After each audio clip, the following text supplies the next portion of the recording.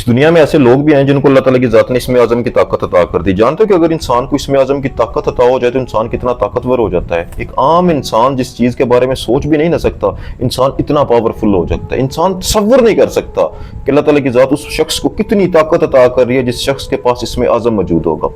आज की वीडियो में इसमें आज़म को हम समझने की कोशिश करेंगे कि अगर किसी इंसान के पास इसमें आज़म हो तो वो कितना ताकतवर होता है और ये इसमें आज़म किसको अल्लाह अता करता है। सुल्तान फ़क्र इसके बारे में क्या फरमाते हैं, इंसान को कितनी दर्जात से गुजरना पड़ता है तब जाके इंसान फना होता है, बका की मंजिल को हासिल करता है और फिर जाके अल्लाह ताला की ज़ात का करम हो तो इसे वो 2 हरफ अता कर दिए जाते हैं जो इसे फ़कीरी से बादशाही तक ले जाते हैं। सबसे पहले जो हमने समझना है वो ये समझना है कि ये ताकत इंसान को कितनी अता कर देता है। कुरान पाक में 3 जगह ऐसी शख्सियत का जिक्र है जो इंसान को बरता हैरत में डाल देती है। एक हज़रत ज़ुल्करनैन, इनके बारे में किसी को क्लियर नहीं है ये अल्लाह के नबी थे, अल्लाह के वली थे या कौन थे, ये फरिश्ता था या जिन्नात थे, कौन थे। लेकिन इनके बारे में अल्लाह ताला की ज़ात ने हमें बताया कि इन्होंने एक सफ़र किया था, एक ऐसा सफ़र जो आम इंसान नहीं कर सकता। अल्लाह फरमाता है कि वो ऐसी जगह जा पहुंचे जहां से सूरज तलू होता है, सूरज निकलता है। तो सूरज हमारी ज़मीन से नहीं निकलता, सूरज हमारी ज़मीन से नहीं निकलता, हमारी ज़मीन सूरज के गिर्द चक्कर लगाती है।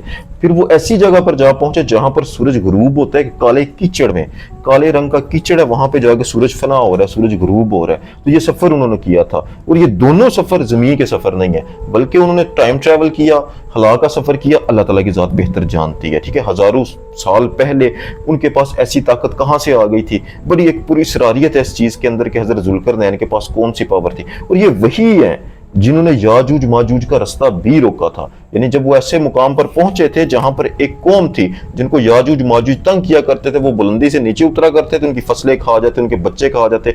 उन्होंने रिक्वेस्ट की थी हज़रत ज़ुल्करनैन से कि आप इनका रास्ता रोके। तो उन्होंने बेशुमार तादाद में लोहा और तांबा इकट्ठा करके उसको जलाया, पिघला के एक दीवार खड़ी कर दी, इतनी बुलंद दीवार जो इंसान सोच भी नहीं सकता। वो कहाँ है दीवार किसी को नहीं पता, लेकिन हज़रत ज़ुल्करनैन से अल्लाह ताला की ज़ात ने ये काम लिया। और बाद लोगों का ये मानना है कि हज़रत ज़ुल्करनैन के पास इसमें आज़म की ताकत मौजूद थी। दूसरी ऐसी शख्सियत जिनका नाम हिजर है, इनके बारे में भी किसी को जो है ना वो कन्फर्म नहीं है कि ये अल्लाह के नबी हैं या अल्लाह के वली हैं या ये कौन है। लेकिन इनके पास फैज़ लेने के लिए, इल्म हासिल करने के लिए अल्लाह के नबी गए थे, ये कन्फर्म है। कौन गए थे? हज़रत मूसा अलैहिस्सलाम।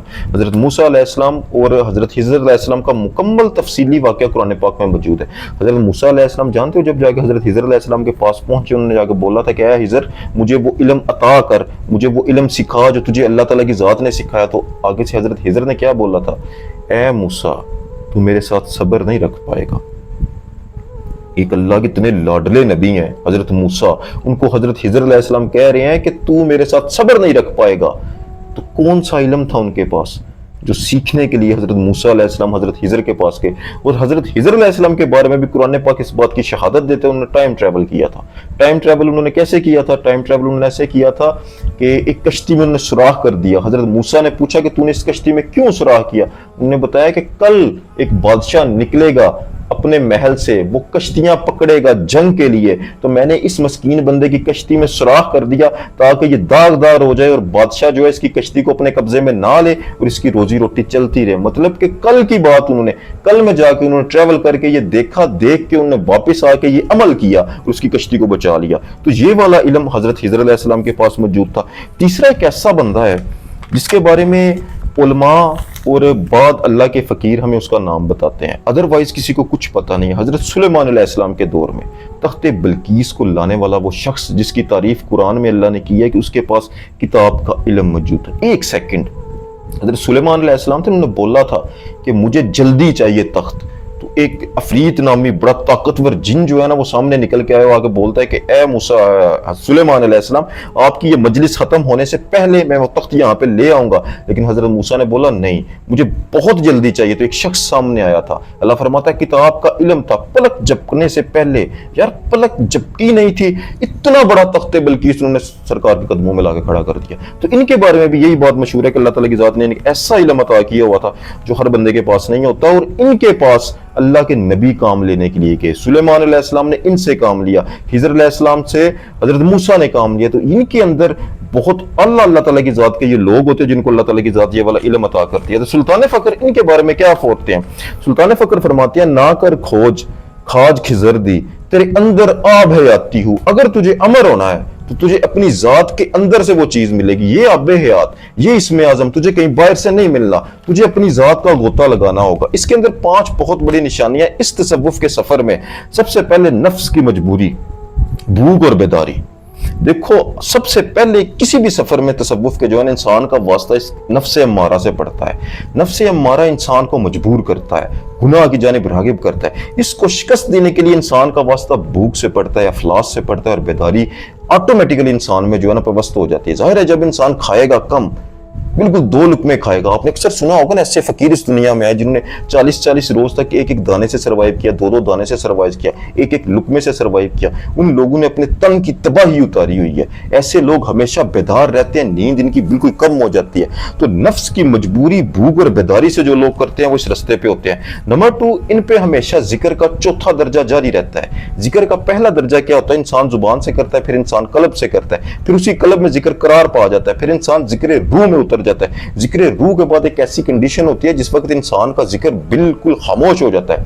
یعنی ذکر بالکل نہیں آپ کرتے, نہ زبان کرتی ہے, نہ دل کرتا ہے, نہ روح کرتی ہے. اس وقت کیا ہوتا ہے؟ انسان بارگاہ میں پیش ہوتا ہے. اس کی مثال میں آپ کو سمجھاتا ہوں نا, تھوڑی سی ڈیپ ہے کہ ذکر خاموش کیسے ہو جائے گا. دیکھو انسان جب کسی بادشاہ کی کچہری میں چلا جاتا ہے نا, تو انسان کو پکارنے کی اجازت نہیں ہوتی. ایک بادشاہ کے سامنے جب آپ پیش ہوتے ہو نا, تو آپ کے اندر یہ جرت نہیں ہوتی کہ ایک سامنے, آپ جب دور ہو تو تبھی آپ پکار سکتے ہو نا. جب اللہ تعالیٰ کی ذات کی بارگاہ میں آپ پیش ہو جاؤ گے تب صرف دیدار رہ جاتا ہے. سمپل کہ اگر آپ لوگ بادشاہ یعنی اللہ تعالیٰ کی ذات کے دربار میں پیش ہو گئے, یا سرکار دو عالم صلی اللہ علیہ وسلم کی کچہری میں پیش ہو گئے, سامنے سرکار دو عالم صلی اللہ علیہ وسلم بیٹھے ہوئے, آپ ان کے پاس بیٹھے ہو, وہاں پر بیٹھ کے آپ انہیں پکار نہیں سکتے, آپ صرف دیدار کر سکتے ہو. اور وہ دیدار کرنا ہی آپ کا ذکر ہے, وہ دیدار کرنا ہی آپ کی عبادت ہے. یہ ذکر کا 4تھا درجہ ہے. تو یہ والا ذکر ہر وقت ان کی جو ہے نا وہ ان کی ذات کے اندر جاری رہتا ہے. وہ ہر وقت وہ دیدار الہی میں محو رہتے ہیں. تیسرا, اس میں صفاتی جو ہے اللہ تعالیٰ کی ذات کے جو صفاتی نام ہے نا, اس میں الرحیم ہو گیا, اس میں الرحمان ہو گیا, اللہ تعالیٰ کی ذات کے بے شمار نام ہیں. اس کے قلب میں 1 بائی 1 زندہ ہونا شروع ہو جاتے ہیں. آپ اکثر درگاہوں پہ جاتے ہیں نا, تو آپ کو کہتے ہیں کہ فلاں درگاہ پہ چلے جاؤ, ایسے ولی جو ہوتے ہیں اللہ تعالیٰ کی ذات کو وہ جانے سے برکت پڑ جاتی ہے, اللہ تعالیٰ کی ذات رزق عطا کر دیتی ہے. وہ کیا ہوتا ہے؟ انسان کی ذات کے اندر اس میں الرحمان زندہ ہوتا ہے. اس فقیر کے اندر اس میں الرحمان زندہ ہے. اس کے پاس جو بھی جاتا ہے نا, اس کے رزق میں اللہ تعالیٰ کی ذات برکت ڈال دیتی ہے. بعد ایسے ہوتے ہیں جو اس میں الرحیم زندہ ہوتا ہے, جیسے حضرت معین الدین چشتی رحمۃ اللہ علیہ, ہندوؤں کو فیض دے رہے ہیں, مسلمانوں کو فیض دے رہے ہیں, سکھ کو فیض دے رہے ہیں, سب کو فیض دے رہے ہیں. تو ان کی ذات کے اندر اس میں الرحیم ہے, جو تمام مذہب پہ, تمام کائنات کے انسانوں پر انسانیت کے بیس پہ رحم کرتا ہے, کرم کرتا ہے. تو ایسا انسان, اس کے اندر صفاتی نام زندہ ہونا شروع ہو جاتا ہے, یعنی کہ اس کے قلب میں پناہ لینا شروع ہو جاتے ہیں. چوتھی ان کی بہت بڑی نشانی, ایسے فقیر کامل ہو جاتے ہیں. کامل ہونے سے مراد یہ ہے کہ اللہ تعالیٰ کی ذات کے جتنے اسم ہیں نا, یعنی اسما کا مکمل علم اللہ تعالیٰ کی ذات ان کے سینہ منور میں جو ہے نا وہ پوست کر دیتی ہے, اور یہ کائنات کے رازوں کو اللہ تعالیٰ کی ذات اس کے سامنے کھول دیتی ہے. جیسے حضرت جنید بغدادی رحمۃ اللہ علیہ تھے, اللہ تعالیٰ کی ذات نے پوچھا ہے, جنید اگر میں تیرے راز کھولوں تو لوگ تجھے یہ سلام کرنا چھوڑ دے. تو حضرت جنید بغدادی رحمۃ اللہ علیہ کہتے ہیں کہ اے اللہ تو میرے کھول, میں تیرے کھولوں گا. یہ محبت اور لاڈ کی ایک کہانی ہے جو تصوف میں بیان کی جاتی ہے. اس کا مطلب یہ نہیں کہ وہ گستاخ تھے, اللہ پاک معافی دے, یہ صرف اللہ تعالیٰ کی ذات کے ساتھ ان کا عشق اور محبت تھا. تو اللہ تعالیٰ کی ذات نے بولا نہیں جنید تو میرے پردے رکھی رکھ, میں تیرے رکھی رکھوں گا. یعنی سراپا وجود آئینہ جو ہے نا وہ اسما کا آئینہ, اللہ تعالیٰ کی ذات کے ناموں کی صفات اس کے وجود میں اتر جاتی ہیں. اس کے بعد فقیر کامل ہوتا ہے. پھر 5واں بہت بڑا سائن اس کے اندر ظاہر ہوتا ہے, جیسے قرآن میں اللہ فرماتا ہے نا کہ میں اپنے خاص بندوں کے ہاتھ بن جاتا ہوں. وہ جس طرف چلتے ہیں میں ان کا پاؤں بن جاتا ہوں. وہ جس آنکھوں سے دیکھتے ہیں میں وہ آنکھیں بن جاتا ہوں. جیسے نبی پاک نے فرمایا کہ مومن کی فراست سے ڈرو کہ مومن اللہ کے نور سے دیکھتا ہے. یہ ساری کوالٹیز انسان کی ذات کے اندر آ جاتی ہے. تو در حقیقت اس وقت انسان اللہ تعالیٰ کی ذات سے جدا ہوتا ہی نہیں ہے. جب انسان یہ والا سفر مکمل کرتا ہے, وقت کی ضرورت ہو, تو اللہ تعالیٰ کی ذات اس میں اعظم ایسے بندے کو عطا کر دیتی ہے, اور ایسے بندے سے پھر اللہ تعالیٰ کی ذات دنیا میں بہت بڑا کام لیتی ہے. اور یہ وہی لوگ ہوتے ہیں جس کے پاس اللہ کے ولی بھی فیض لینے کے لیے جاتے ہیں, اور یہ سردار روحیں ہوتی ہیں. آج کے لیے اتنے, جزاک اللہ خیر.